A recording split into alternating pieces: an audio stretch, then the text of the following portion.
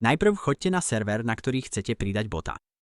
Majte na pamäti, že musíte byť buď vlastníkom servera, alebo mať potrebné oprávnenia na pridávanie botov.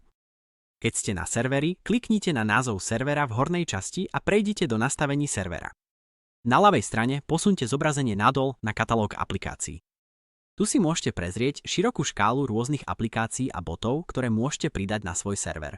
Môžete prechádzať všetkých botov, preskúmať kategórie alebo vyhľadať konkrétneho bota, ktorého chcete.